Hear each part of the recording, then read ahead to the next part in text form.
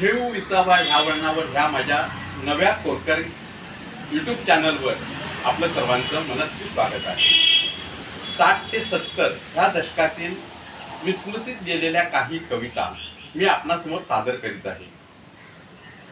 त्या कविता जर तुम्हाला आवडल्या आणि तुम्ही एका वेगळ्या भावविश्वात रममाण झालात तर निश्चितपणे मला ह्या चॅनलला माझ्या लाईक करा, शेअर करा आणि सबस्क्राईब करा. तर मग चला प्रारंभ करूया. बालपणाचे दिवस होते. वैशाख वणवा पेटलेला होता. मे महिना संपून जातो. घामातून उष्ण धारा निघतात, परंतु त्या बालवयाला त्याची तमा नसते. अशातच पावसाळ्याचे दिवस येतात आणि वर्षा राणी अगदी हसत हसत हजर होते.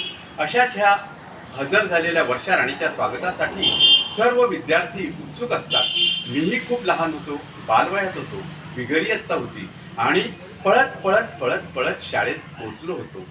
शाळा म्हणजे काय, एक पाटी एक पेन्सिल अशा ह्या वातावरणामध्ये शाळेत गेल्यानंतर पहिलाच दिवस आणि कवितेचा दिवस.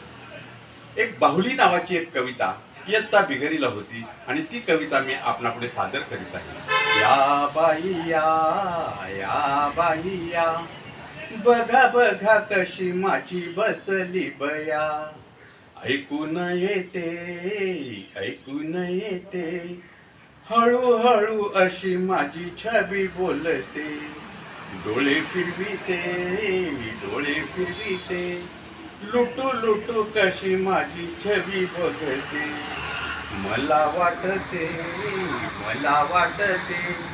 हिला बाई सारे काही सारे कळते, सदा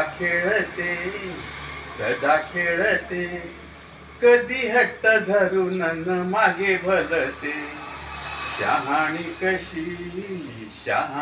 कशी साडी चोळी नवी ठेवी जशीच्या तशी.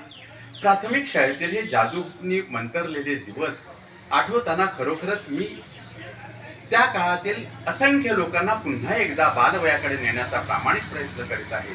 ह्या प्रयत्नामध्ये अनेक कवितांचं आपणापुढे सादरीकरण होणार आहे. अशाच एक दुसऱ्या कवितेचं सादरीकरण करून आजचा मी हा भाग संपविणार आहे. खूप सुंदर दिवस असतात. मृग नक्षत्र असतं, जोरदार पाऊस पडत असतो, रस्त्याला पाणी जमलेलं असतं आणि अशाच परिस्थितीमध्ये शाळेत पोहोचल्यावर कौलारूमधून पडणाऱ्या पावसाच्या धारा दिसत असतात आणि अशाच अवस्थेमध्ये ए रे पावसा तुला देतो पैसा, पैसा झाला खोटा पाऊस आला मोठा, पाऊस पडतो रिमझिम अंगण झाले ओले चिम, पाऊस पडतो मुसळधार रान होई हिरवेगार, एग सरी माझे मडके भरी, सर आली धावून मडके गेले वाहून. अशा उत्तमोत्तम कवींच्या कविता आणि अतिशय दर्जेदार लेखकांचे धडे हे पाठ्यपुस्तकात होते आणि म्हणूनच त्या पाठ्यपुस्तकात 50 वर्षापूर्वीही शिकलेल्या गोष्टी उपलब्ध आहेत आणि त्याचा मला अतिशय आनंद वाटतो. ती काव्यसंपदा जनसामान्यांपर्यंत पोहोचावी हा माझा प्रयत्न आहे. तरी कृपया आवडल्यास पुन्हा एकदा विनंती, शेअर करा, सबस्क्राईब करा, आवडल्यास लाईक करा. धन्यवाद. नमस्कार. जय भारत.